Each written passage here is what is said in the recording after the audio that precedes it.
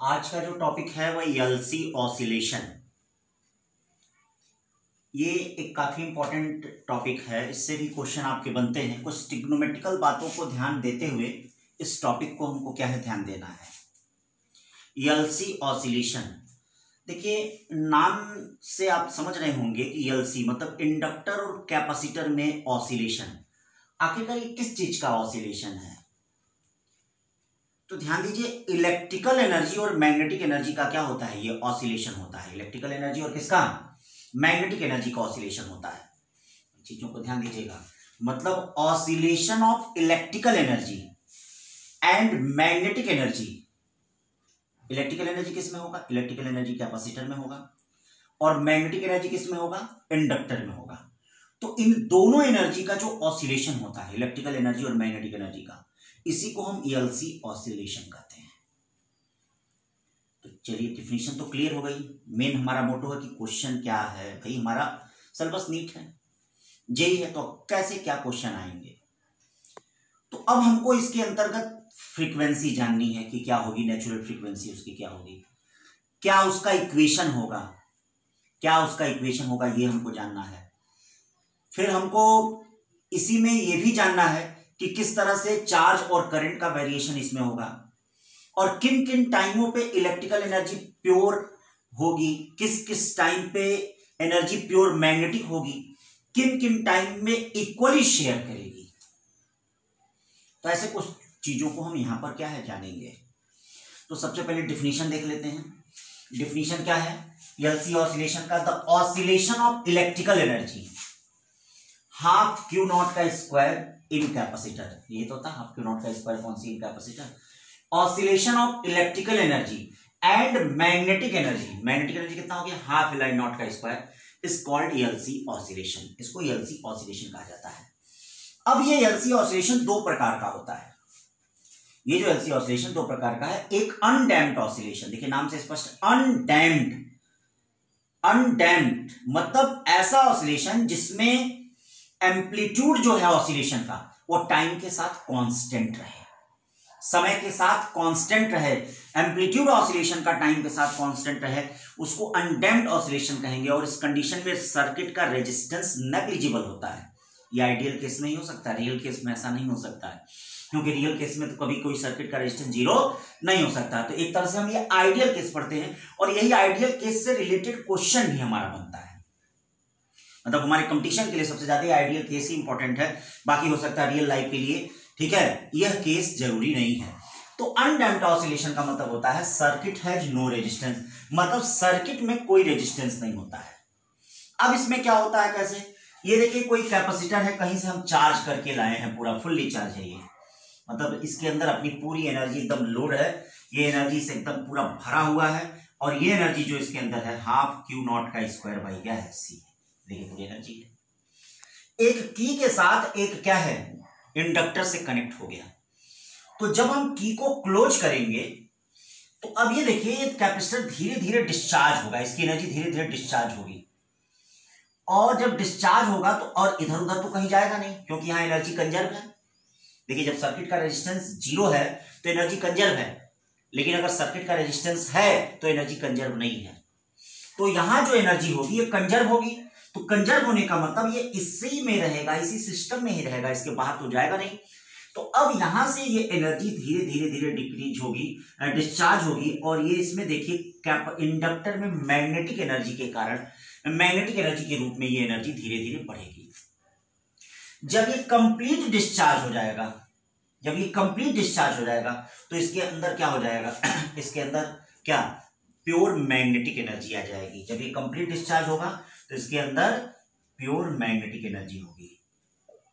हाँ, बीच में हो सकता है, बीच में कई ऐसे टाइम आएंगे जिसमें हो सकता है कि इसमें 1/4 हो, तो इसमें 3/4 एनर्जी हो सकता है कि इसमें 50-50% हो, 50% इलेक्ट्रिकल एनर्जी हो, 50% मैग्नेटिक एनर्जी हो। ऐसे क्वेश्चन आपके, ऐसे न्यूमेरिकल प्रॉब्लम बनते हैं।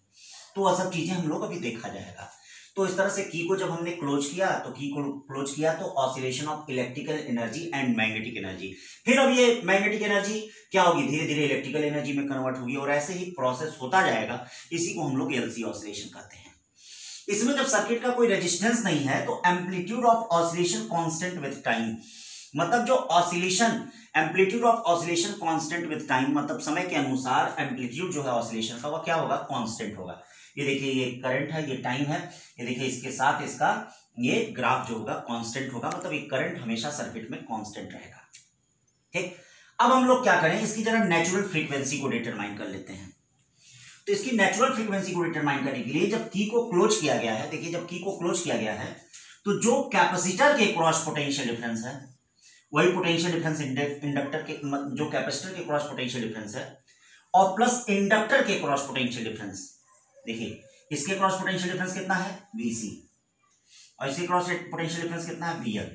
चूंकि ये किसी बैटरी से तो जुड़े नहीं है, तो जब हम किरचॉफ्स लॉ लगाएंगे तो इसका पोटेंशियल डिफरेंस प्लस इसका पोटेंशियल डिफरेंस इक्वल टू क्या होगा, 0 अकॉर्डिंग टू किरचॉफ्स लॉ। अब देखिए इसका मैग्नीट्यूड क्या होता है, इंडक्टर के क्रॉस पोटेंशियल का मैग्नीट्यूड क्या होता है, L di/dt प्लस Q/C। इसके कैपेसिटर के क्रॉस क्या हो जाएगा, Q/C इक्वल टू 0। आप जानते हैं कि करंट क्या होता है, dQ/dt होता है। तो अब ये देखिए L dQ2/dt plus Q/C equal to 0 भाई डबल डिफरेंशिएशन, यहां से ये वैल्यू लाएंगे, L को इधर कर दिया, Q/LC। अब ये जो हो गया ये इसका क्या हो गया, इसके ऑसिलेशन का इक्वेशन हो गया ये। हाँ बोर्ड में कभी कभी ये भी पूछ दिया जाता है, तो पूछ दिया जाता है तो ये भी आप बता दीजिएगा। हाँ ये भी कंपटीशन में इस तरह से भी पूछ दिया जाता है। अब इसको जरा हम SHM में जो स्टैंडर्ड इक्वेशन है फ्री ऑसिलेशन का, उससे जरा कंपेयर करते हैं, d2x/dt² plus ω² x equal to 0। तो उससे हम कंपेयर करते हैं, तो ω² को क्या पाते हैं, 1/LC। देखिए ω² को क्या पाते हैं, 1/LC पाते हैं ω² को, तो ω² जो है वो 1/LC होगा। और ये देखिए ω² इक्वल टू 1/LC यानी ω इक्वल टू 1/√LC, ये इसकी एंगुलर फ्रीक्वेंसी हो गई और ये इसकी नेचुरल फ्रीक्वेंसी हो गई, f इक्वल टू 1/2π 1/√LC। ठीक है, तो f इक्वल टू 1/2π 1/√LC ये इसकी नेचुरल फ्रीक्वेंसी हो गई। ठीक, तो इतनी बातें समझ में आई, अब इसको नोट कर लीजिए, फिर इसी में देखते हैं।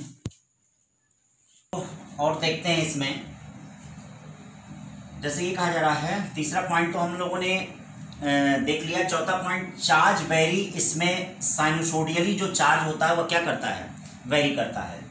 तो चार्ज कॉस या आपका जो चार्ज है वह चार्ज और करंट जो है कॉस या साइन के इक्वेशन के अकॉर्डिंग क्या होते हैं, यहाँ पर चेंज होते हैं। तो यहाँ पर चार्ज कैसे वेरी कर रहा है, Q equal to Q0 cos ωt। देखिए चार्ज कैसे वेरी कर रहा है, Q equal to Q0 cos ωt। इस चार्ज को जब आप डिफरेंशिएट करेंगे, टाइम के रिस्पेक्ट में डिफरेंशिएट करेंगे, तो देखिए हमें करंट मिलेगा।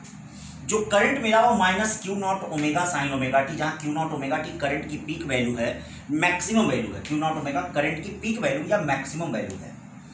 अब ये साइन में फंक्शन है, इसको अगर हम कॉस में बदलेंगे तो आप जानते हैं कि cos π/2 प्लस थीटा जो होता है वो माइनस साइन थीटा होता है। देखिए आपको पता होगा cos π/2 theta equal to minus sine theta. तो क्या हम इस माइनस साइन ωt की जगह cos π/2 प्लस थीटा रख सकते हैं कि नहीं? ये देखिए cos π/2 प्लस थीटा हमने रख दिया। If initial charge on capacitor Q0, ठीक है, then electrical energy stored in capacitor U equal to ½ Q0² c। अब एक बात और यहाँ पे याद रखिएगा, आप इस दोनों इक्वेशनों से क्या देख रहे हैं कि देख ये रहे हैं कि करंट और चार्ज में π/2 का फेज है। इस π/2 के फेज डिफरेंस का मतलब क्या है? अगर सर्किट में करंट मैक्सिमम है तो याद रखिएगा चार्ज मिनिमम है, और सर्किट में अगर चार्ज मैक्सिमम है तो याद रखिएगा करंट मिनिमम है। ये इन दोनों इक्वेशनों के ये π/2 के फेज डिफरेंस का ये मतलब हुआ यहाँ पे। मतलब एक म्यान में दो तलवार नहीं रहेगी ना, ठीक है, या तो चार्ज मैक्सिमम होगा या तो करंट मैक्सिमम होगा। हाँ, बीच में ऑसिलेशन हो सकता है, बीच में दोनों का चार्ज और करंट का ऑसिलेशन हो सकता है। उसी चीज को अभी हम देखेंगे, किस किस टाइम पे प्योर इलेक्ट्रिकल एनर्जी होगी और किस किस टाइम पे प्योर मैग्नेटिक एनर्जी होगी। ठीक, initial charge on the capacitor Q0, initial charge जो कैपेसिटर पे वो कितना है, Q0 है। तो इसमें जो एनर्जी स्टोर होगी वह ½ Q0² क्या होगी, C। अगर हम स्विच को क्या करेंगे, क्लोज करेंगे, सातवां आर्टिकल देखिएगा, अगर हम स्विच को क्या करेंगे, क्लोज करेंगे, तो कैपेसिटर जो इसमें स्टोर एनर्जी रखा है वह धीरे धीरे अपनी एनर्जी को क्या करेगा, डिस्चार्ज करेगा। ठीक है, और जब कैपेसिटर फुल्ली चार्ज हो जाएगा, फुल्ली डिस्चार्ज हो जाएगा, जब कैपेसिटर फुल्ली डिस्चार्ज हो जाएगा तो electrical energy stored in capacitor is equal to magnetic energy stored in inductor. कब? जब फुल्ली डिस्चार्ज हो जाएगा तो total electrical energy stored in capacitor is equal to total magnetic energy in inductor, यानी half Q not का square by C is equal to half L I not के square. इससे भी देखिएगा नीट में क्वेश्चन आया है। अब इसमें छोटी छोटी चीजों को जरा देख लें, छोटे छोटे क्वेश्चन को देख लें। इसमें छोटे छोटे क्वेश्चन का मतलब कि at which time energy pure electrical, at which time energy pure magnetic, और at which time energy equally share between capacitor and inductor. और एनसीईआरटी का एक और क्वेश्चन है, उसको भी देख लिया जाए कि शो करो कि टोटल एनर्जी जो होती है एलसी ऑसिलेशन में वह क्या रहती है? कांस्टेंट रहती है, कंजर्व रहती है। ये 2-3 जरा क्वेश्चन हैं, अच्छे क्वेश्चन हैं, उनको जरा देख लिया जाए, ठीक है? इसको नोट कर लीजिए, फिर इसके क्वेश्चनों को देखते हैं।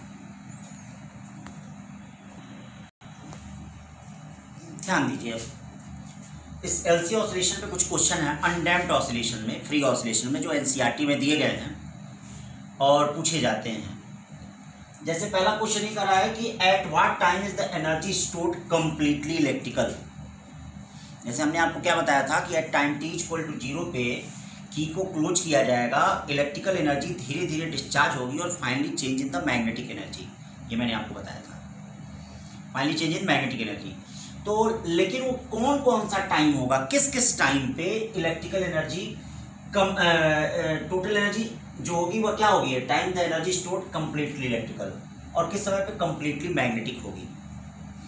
फिर कहा जा रहा है कि at what time total energy shared equally between inductor and capacitor. Eight what time, किस समय पे, eight what time total energy shared equally between inductor and capacitor. मतलब जो टोटल एनर्जी है वो शेयर होगा इक्वली, मतलब आधा आधा हो जाएगा, किसमें? इंडक्टर और कैपेसिटर में। किस समय पे?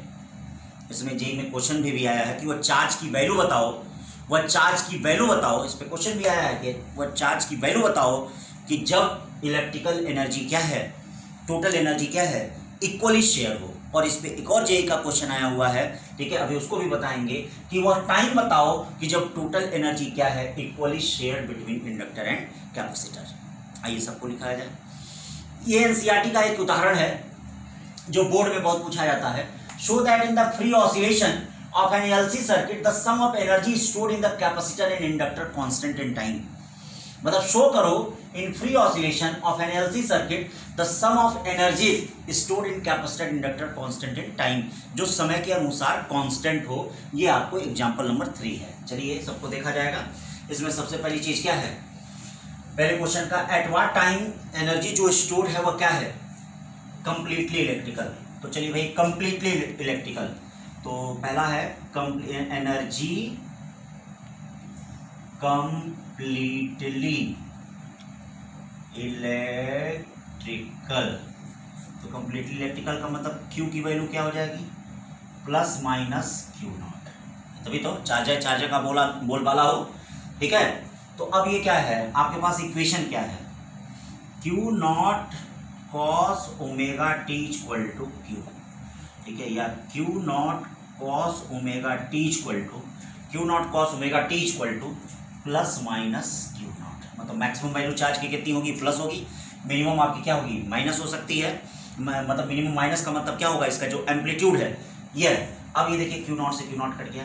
अब कॉस कितने की वैल्यू आप जानते हैं? कॉस 0 की वैल्यू, कॉस पाई की वैल्यू, कॉस 2 पाई की वैल्यू, कॉस 3 पाई की वैल्यू, इन सब की वैल्यू प्लस माइनस 1 होती है। तो इसको हम क्या लिख लें?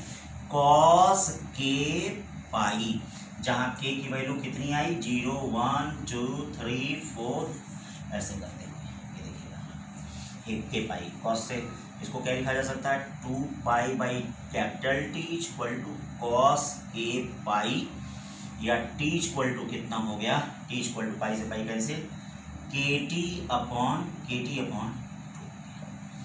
सारी वैल्यू रखेंगे तो क्या देखेंगे? इसमें क्या देखेंगे? कितने कितने पे? टी इक्वल टू क्या के रखते हैं? देखिए 0 हो गया, 1 रखते हैं, क्या हो गया? T/2 हो गया, ठीक है, 3 रखते हैं कितना हो गया, 2 रखते हैं क्या हो गया 2t/2 पे, यहाँ रखते हैं 3 रखते हैं क्या हो गया 3t/2 पे, 4 रखते हैं क्या हो गया 4t/2 पे डैश डैश। मतलब इस टाइम पर जो इलेक्ट्रिकल एनर्जी है, जो एनर्जी वो प्योर इलेक्ट्रिकल है, मतलब इन टाइमों पे जो एनर्जी है वह प्योर क्या है इलेक्ट्रिकल है। मतलब टाइम t = 0 पे, मतलब जब स्टार्ट हो रहा है, जब शुरू हो रहा है टाइम t = 0 पे, तो उस समय क्या है इलेक्ट्रिकल एनर्जी जो है वह प्योर, मतलब एनर्जी जो है प्योर इलेक्ट्रिकल है। मतलब ये इस ग्राफ पे आप देख सकते हैं, ग्राफ पे देख सकते हैं, यहाँ पे बना सकते हैं, जैसे देखिए इस तरह से ग्राफ है। तो जब टाइम t = 0 है, मतलब टाइम t = 0 है, तो टाइम t = 0 है तो यहाँ पे क्या होगा चार्ज मैक्सिमम होगा, मतलब t = 0 पे चार्ज यहाँ पे मैक्सिमम होगा, मतलब यहाँ पे होगा चार्ज इस तरह से। फिर t/2 पे क्या होगा, t/2 पे फिर मैक्सिमम आएगा, फिर 2t/2 पे क्या होगा फिर मैक्सिमम इसकी वैल्यू आए, 3t/2 पे क्या आएगी मैक्सिमम। इस तरह से एनर्जी प्योर इलेक्ट्रिकल क्या है इन समयों पे है। ठीक, नोट कर लिया। अब देख लीजिए इलेक्ट्रिकल एनर्जी प्योर मैग्नेटिक किस पे रहेगा, मैग्नेटिक किस पे रहता है, देखते हैं जरा मैग्नेटिक कब रहता है, यानी energy completely magnetic, completely magnetic कब होगा, जब सर्किट में चार्ज क्या होगा 0 होगा। देखो भाई मैग्नेटिक कंप्लीटली कब होगा, जब सर्किट में चार्ज क्या होगा 0 होगा। तो अगर सर्किट में चार्ज 0 होता है तो कंप्लीटली मैग्नेटिक होगा। तो कंप्लीटली मैग्नेटिक का मतलब Q = क्या 0। अब देखिए Q0 cos ωt = क्या हो गया Q = 0 हो गया, या cos ωt = 0, कितनी वैल्यू 0 हो गई भाई, cos कितने की वैल्यू 0 होती है, cos k π/2 की, सॉरी cos k π/2 की वैल्यू, जहाँ k कितना होना चाहिए बोलिए, k = क्या होना चाहिए 1 3 5 7 इस तरह से। मतलब cos π/2 की वैल्यू क्या होगी 0, cos 3 π/2 की वैल्यू 0 हो गई, cos 5 π/2 की वैल्यू 0 हो गई, cos 7 π/2 की वैल्यू 0 हो गई। अब देखिए यहाँ पे क्या हो जाएगा cos 2 π/t cos k π/2, पाई से पाई कैंसिल हो गया, cos से cos कैंसिल हो गया, t = kt/4 t = kt/ कितना हो गया, देखिए t = kt/ कितना हो गया 4 हो गया, t = kt/4। अब इसमें वैल्यू को रख दिया जाए, जरा वैल्यू को रख दिया जाए, तो जब वैल्यू को रख दिया जाता है तो ये देखिए क्या आ जाएगा t = 1 रखा जाए, 1 का मतलब कितना हो गया t/4। फिर देखिए k की जगह हम क्या रखते हैं 3 रख देते हैं, ये क्या हो गया 3t/4, k की जगह क्या रख दिया जाए 5 रख दिया जाए, तो 5t/4, ये देखिए 7t/4। ये सब क्या हो गए, ये वह समय हो गए, ये वह टाइम हो गया ग्राफ का कि इस टाइम पे जो एनर्जी है वो प्योर मैग्नेटिक हो गई। मतलब ये वह टाइम है कि जब एनर्जी जो है वो प्योर मैग्नेटिक हो गया। ठीक है भाई, तो पहला क्वेश्चन भी क्लियर हो गया, कंप्लीटली इलेक्ट्रिकल का भी हो गया, कंप्लीटली इलेक्ट्रिकल का भी आपने बता दिया, और कंप्लीटली मैग्नेटिक इलेक्ट्रिकल का कब है t = 0, t/2 2t/2 3t/2 4t/2। Completely magnetic का क्या हो गया t = देखिए t/4 3t/4 5t/4 7t/4। फिर क्या करा है, at what time total energy stored equally between inductor and capacitor. तो बताइए जब टोटल एनर्जी इक्वली शेयर होगा तो इसका मतलब जो कैपेसिटर के अंदर जो एनर्जी स्टोर होगी वह क्या होगी, हाफ ऑफ टोटल एनर्जी होगी, और जो इंडक्टर के अंदर जो एनर्जी स्टोर होगी हाफ ऑफ टोटल एनर्जी होगी। तो अच्छा किसी को ले लीजिए, ठीक है। अब इसी पे ले लिया जाए, यहां पर देखिए क्या कह रहा है, एग्जाम्पल नंबर 2 क्या कह रहा है, एग्जाम्पल नंबर 2 को देखा जाए, ठीक है। इसका सोल्यूशन क्या है भाई, इसका सोल्यूशन क्या कर रहा है, at what time total energy equally between inductor and capacitor. तो एट दिस इंस्टेंट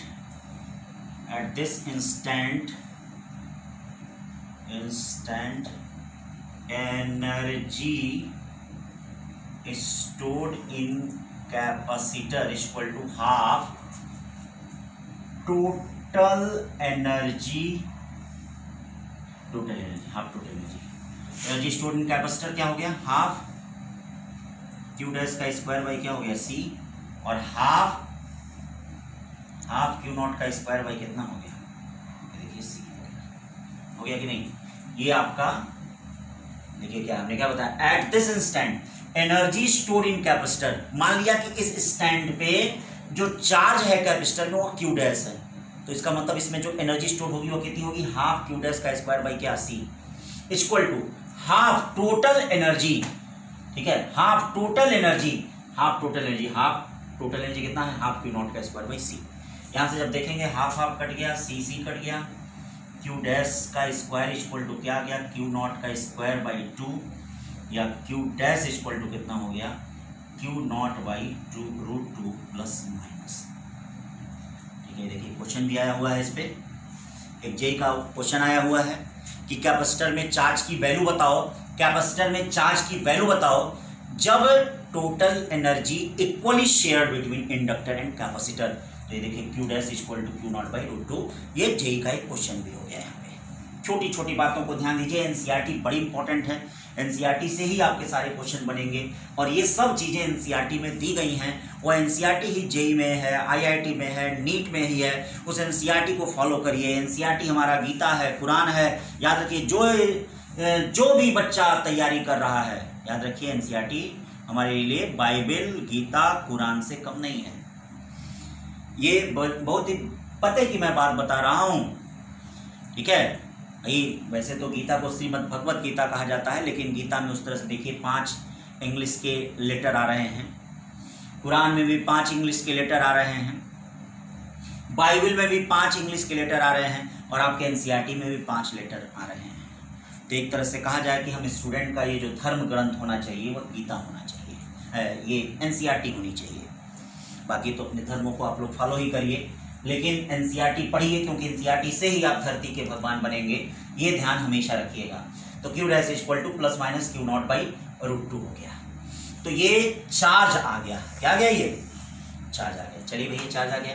अब देखा जाए किस समय पे ये इक्वली शेयर कर रहा है, मतलब कौन कौन सा है। तो ये बताओ, क्यू इक्वल टू कितना होगी, Q naught cos omega T equal to Q की value plus minus Q not by √2 हो गया, क्यू नॉट से क्यू नॉट कट गया, cos omega T equal to plus minus 1 by √2। कितने की वैल्यू देखिए, कॉस 45 की वैल्यू +1 होती है, कॉस 135 की वैल्यू -1 बाई √2 होती है। तो उसी को अगर हम आगे की तरफ ले जाते हैं, cos omega T equal to cos 2k + 1 pi by 4 को अगर लिखते हैं हम, जहां k की वैल्यू कितनी होती है, 0 1 2 3 4। तो देखिए 0 रखते हैं तो π/4 आएगा, cos π/4 का +1 बाई √2। 1 रखते हैं 3π/4, 3π/4 का मतलब 135 का -1 बाई √2। इसी तरह से प्लस माइनस आगे चलता जाएगा। अब यहां से देखिए cos कट गया, t इक्वल टू कितना हो गया, 2k + 1 t बाई कितना हो गया, ये देखिए 8 हो गया कि नहीं, 2k + 1 t बाई 8। सभी वैल्यू रखते हैं, जब वैल्यू को रखेंगे तो k इक्वल टू कितना, 0 रखते हैं तो क्या आएगा, t बाई 8। 1 रखते हैं 3t बाई 8 आएगा, ठीक है। 2 रखते हैं 5t बाई 8 आएगा, 3 रखते हैं 7t बाई 8 आएगा। ये देखिए ये वह समय है, इस टाइम पर क्या है, टोटल एनर्जी इक्वली शेयर हो रही है किसमें, इलेक्ट्रिक और मैग्नेटिक में। मतलब यह वह टाइम है कि total energy equally share between electrical and magnetic, मतलब इलेक्ट्रिक और मैग्नेटिक में टोटल एनर्जी क्या है, यहाँ पर इक्वली शेयर कर रही है, ठीक है भाई। अब इसको यहाँ पर हम इसके आंसर को लिख देते हैं, t equal to t by 8, 3t by 8। रटने वाले रट भी सकते हैं, लेकिन समझे रहेंगे ज़्यादा अच्छा रहेगा। क्या क्या रटेंगे, ABCD याद हो वही बहुत है, समझने की भी कोशिश करिएगा, ठीक है भाई। तो ये अनडैम्प्ड ऑसिलेशन के 3 क्वेश्चन काफी इंपॉर्टेंट हो गए। अब इसी में क्या करा, शो दैट, एनसीईआरटी का एग्जाम्पलर है, so that in the free oscillation and LC circuit the sum of energy stored in capacitor and inductor constant in time। कि मतलब शो करो कि फ्री ऑसिलेशन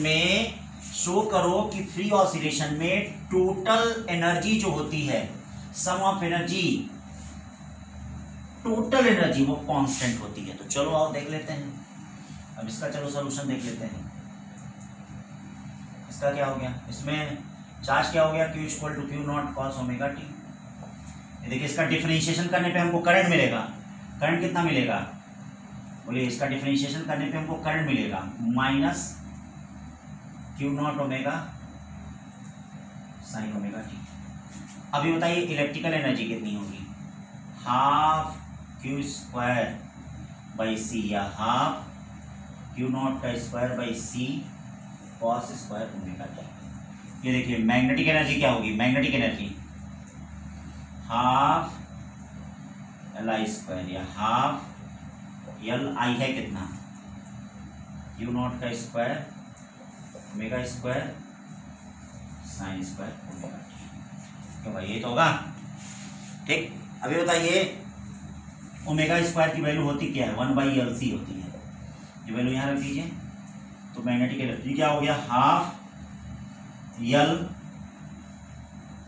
Q नॉट का स्क्वायर ओमेगा स्क्वायर की value है कितनी, 1/LC sign square omega T. देख रहे हैं ना, ठीक है। तो ये मैग्नेटिक एनर्जी क्या हो गया, ठीक है। अब यहाँ से L कैंसिल हो गया। अब बताओ मैग्नेटिक एनर्जी कितनी हो गई, half sine square half Q not का square by C sine square omega T. अब टोटल एनर्जी है कितनी, U total equal to U electric plus U magnetic. क्यों, ये तो है टोटल एनर्जी। अब U total equal to U electrical कितना हो गया, हाफ Q नॉट का square by C cos square omega T, half Q not का square by C sine square omega T. अब बताओ U टोटल क्या हो गया, हाफ Q नॉट का स्क्वायर बाई सी, अंदर क्या आया sign square omega T plus cos square omega T. क्यों, ये तो हो गया हाफ Q नॉट का स्क्वायर बाई सी और sign square omega T plus cos square omega T. अब U टोटल कितना हो गया, हाफ Q नॉट का स्क्वायर बाई सी। तो क्या बताइए टोटल एनर्जी कांस्टेंट आ रही है कि नहीं। अरे भाई यही तो बात चल रहा है कि टोटल एनर्जी यहाँ पे कांस्टेंट है। तो बताओ क्या LC ऑसिलेशन में, फ्री ऑसिलेशन में टोटल एनर्जी कांस्टेंट आ रही है। ठीक, तो ये हम लोगों ने अनडैम्प्ड ऑसिलेशन पढ़ा इसमें। अब इसी में देख लेते हैं सर्किट का रेजिस्टेंस अगर जीरो नहीं होता है, रेजिस्टेंस जीरो नहीं होता है तो जरा उसको देख लेते हैं। ठीक है, इसको नोट कर लीजिए, फिर उसको देखा जाए। डैम्प्ड ऑसिलेशन देखते हैं, डैम्प्ड ऑसिलेशन। अभी हमने अनडैम्प्ड ऑसिलेशन में देखा था, तो उस अनडैम्प्ड ऑसिलेशन में बताया था कि जब किसी भी सर्किट में रेजिस्टेंस नहीं होता है तो उसको अनडैम्प्ड ऑसिलेशन कहते हैं। जब सर्किट में रेजिस्टेंस होता है तो इसका मतलब अब क्या है, एनर्जी कंजर्व नहीं रहेगी। याद रखिएगा, जब सर्किट में रेजिस्टेंस जीरो होता है तो टोटल एनर्जी कंजर्व होती है, लेकिन जब सर्किट में रेजिस्टेंस नहीं होगा तो टोटल एनर्जी कंजर्व अब यहाँ पे नहीं रहेगी। तो जब टोटल एनर्जी कंजर्व नहीं रहेगी तो एम्पलीट्यूड ऑफ ऑसिलेशन, जो ऑसिलेशन का एम्पलीट्यूड होगा वो अब डिक्रीज करेगा। तो practically circuit has no resistance, so some part of energy lost, मतलब practically circuit has no resistance, मतलब प्रैक्टिकली जो सर्किट के पास कुछ न कुछ यहां पर क्या है, practically circuit has no resistance, so some part of energy lost and amplitude exponentially decrease. मतलब प्रैक्टिकली कुछ न कुछ सर्किट का रेजिस्टेंस होता है। ये देखिए, अगर मान लीजिए जैसे आप यहाँ डायग्राम देखते हैं सर्किट का, तो सर्किट का यहाँ पे रेजिस्टेंस होगा, ये इंडक्टर हो गया, ये आपका क्या हो गया, कैपेसिटर हो गया, और इस तरह से ये ऐसे हो गया। मतलब सर्किट का कुछ न कुछ रेजिस्टेंस होता है। ये देखिए रेजिस्टेंस है, और अब कुछ पार्ट एनर्जी का यहाँ पे लॉस होगा, और इसका जो एम्पलीट्यूड होगा वो डिक्रीज करेगा exponentially. This are called damped oscillation, उसको डैम्प्ड ऑसिलेशन कहते हैं, उसको डैम्प्ड ऑसिलेशन कहा जाता है। और उसकी जो एंगुलर फ्रीक्वेंसी है, उसकी जो एंगुलर फ्रीक्वेंसी आती है 1/LC माइनस R²/4L² आती है। देखिए इसमें रेजिस्टेंस भी आता है। अब इसका डेरिवेशन यहाँ पे कोई जरूरी नहीं है जानना। तो omega equal to 1/LC minus R² 4L²। और इसकी जो फ्रीक्वेंसी आएगी 1/2 पाई 1/LC minus R square upon 4L square. और ऑसिलेशन रियल तभी हो सकते हैं, ये ध्यान रखिएगा, ऑसिलेशन रियल तभी हो सकते हैं जब ये वैल्यू 0 से ज्यादा हो या बड़ी हो, ठीक है, या बराबर हो। 0 से ज्यादा हो या बराबर हो तभी हो सकती है। One oscillation to be real कब? जब 1/LC minus R square upon 4L square greater than equal than 0। और रियल ऑसिलेशन के लिए क्या मस्ट है? 1/LC is greater than equal than R square upon 4L square. देखिएगा इसमें कोई न्यूमेरिकल प्रॉब्लम आते हैं तो उसमें पूछा जाता है कि ऑसिलेशन रियल है कि नहीं है। तो अगर 1/LC की value greater than equal than R square upon 4L square आ जाए, जैसे रेजिस्टेंस भी क्वेश्चन में दिया होगा, इंडक्टेंस में भी दिया होगा, यल भी दिया होगा, सी भी दिया होगा। अगर 1/LC की value greater than equal than R square upon 4L square हो गया तो इसका मतलब समझ जाइएगा कि उसका ऑसिलेशन रियल है। ठीक, फिर इसमें देखिए amplitude of oscillation decrease exponentially. जो एम्पलीट्यूड होता है ऑसिलेशन का वह एक्सपोनेंशियल डिक्रीज करता है। कैसे? जैसे आपने एसएचएम में पढ़ा है, एसएचएम में फ्री ऑसिलेशन, उसमें एम्पलीट्यूड जो डिक्रीज कैसे करता है? x equal to a e⁻b/2m t sin ω t।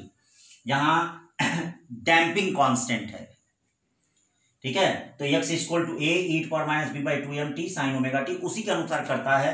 तो यहां जो इक्वेशन आता है equal to I0 e⁻r/2l t sin ω t आता है, sin ω t आता है, जहां l इंडक्टेंस है, r रेजिस्टेंस है, t टाइम है, I0 peak value of current है, I इंस्टेंट वैल्यू है और t टाइम दिया गया है। और इस तरह से ये देखिए एम्पलीट्यूड जो है करंट का एम्पलीट्यूड जो है टाइम के अकॉर्डिंग इस तरह से धीरे धीरे धीरे धीरे धीरे धीरे क्या करेगा? डिक्रीज करेगा। ठीक है, तो ऐसी सर्किट जिस सर्किट में रेजिस्टेंस प्रेजेंट हो, एनर्जी कंजर्व न हो और amplitude of oscillation decrease exponentially with the time is called damped oscillation. उसको हम लोग क्या कहते हैं? यहाँ पे डैम्प्ड ऑसिलेशन कहते हैं। ठीक है, अब इस पे क्वेश्चन एक देख लिया जाए। चलो भाई क्वेश्चन देख लेते हैं डैम्प्ड ऑसिलेशन में। In which time current will become 1/e time of maximum value of current. जहां सर्किट का रेजिस्टेंस 10 ओम दिया है, इंडक्टेंस 20 हेनरी दिया है। तो अभी बताइए मैक्सिमम वैल्यू ऑफ करंट के लिए क्या इक्वेशन हो गया? आई के मैक्सिमम वैल्यू के लिए ये क्या हो गया? I0 e⁻r/2l t हो गया। sin ω t की मैक्सिमम वैल्यू 1 होती है। अब क्वेश्चन में क्या कह रहा है? I विल बिकम I0/e, हम नहीं कर रहे, क्वेश्चन कर रहा है। ठीक है, current will become 1/e time of maximum value, मतलब I0/e हो जा रहा है। चलिए वैल्यू यहां रख देते हैं। I0/e equal to I0 e⁻r/2l into T. देखो I0 से I0 कैंसिल हो गया, ये क्या हो गया? e⁻1 e⁻r/2l t। ठीक है, बेस सेम है, पावर आपस में इक्वल हो जाएंगे, यानी क्या हो जाएगा? r/2l t इक्वल टू क्या हो गया? 1, या t इक्वल टू क्या हो गया? 2l/r। ये कौन सा समय आ गया? t इक्वल 2l/r या 2 l की वैल्यू रखते हैं। बताइए l की वैल्यू कितनी है? l की वैल्यू इसमें दी गई है 20, r की वैल्यू कितनी है? 10। 10 से कितनी बढ़ जाएगा ये, यानी कितना सेकंड आया? 4 सेकंड टाइम की वैल्यू आ गई। ठीक है, तो इस पे इस प्रकार के न्यूमेरिकल प्रॉब्लम आते हैं, इनको ध्यान दीजिए। अब इसमें जरा हम लोग इलेक्ट्रिकल एनर्जी और मैकेनिक्स में जरा कंपेयर कर लिया जाए। ठीक है, तो इसको नोट करके जरा उसको हम लोग कंपेयर कर लिया जाए। एक छोटा सा क्वेश्चन, कुछ क्वेश्चन बनते हैं, ऑब्जेक्टिव प्रॉब्लम बनते हैं। इसमें हमको मैकेनिक्स और इलेक्ट्रिसिटी में क्या कंपेयर करना है, या एक तरह से कहा जाए कि comparison of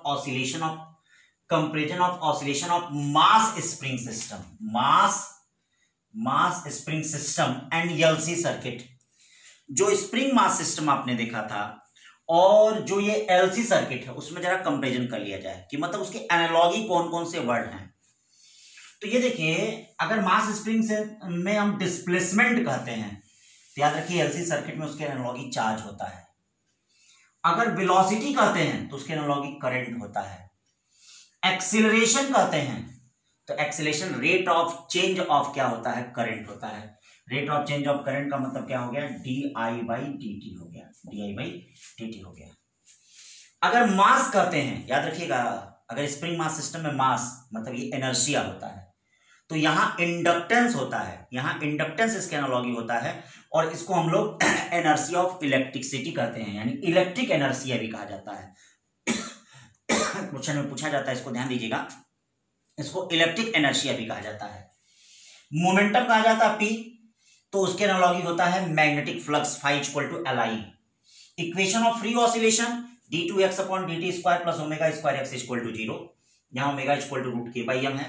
equation of free oscillation इसमें dt q अपॉन dt का square plus q upon LC equal to 0, जहां ओमेगा इक्वल टू 1/√LC है। यहां अगर फोर्स कांस्टेंट k होता है तो याद रखिएगा इसके एनालॉगी कैपेसिटेंस C होता है। अगर kinetic energy half mv square होता है तो ये magnetic energy half LI square होता है। इसमें क्या होता है? Half LI square. इसमें अगर इलास्टिक पोटेंशियल एनर्जी, जैसे स्प्रिंग में स्टोर एनर्जी होती है ना, elastic potential energy half kx square होता है, तो याद रखिएगा इसमें electrical potential energy half q square by c होता है। Electrical potential energy half q square by c होता है। ठीक है बेटा, तो ये सारी चीजें आप लोग इसको क्या है नोट कर लीजिएगा, ध्यान दीजिएगा। LC ऑसिलेशन का जो इंपॉर्टेंट पार्ट था हमने आपको बता दिया। ठीक है, जो आपके बोर्ड के पॉइंट ऑफ व्यू से, जेईई, नीट और IIT के पॉइंट ऑफ व्यू से काफी इंपॉर्टेंट है, और इसको अच्छे से तैयार करके जो क्वेश्चन इससे रिलेटेड दिए गए हैं उनकी प्रैक्टिस कर लीजिएगा। ठीक है, तो आज के लिए बस इतना ही। Thank you so much.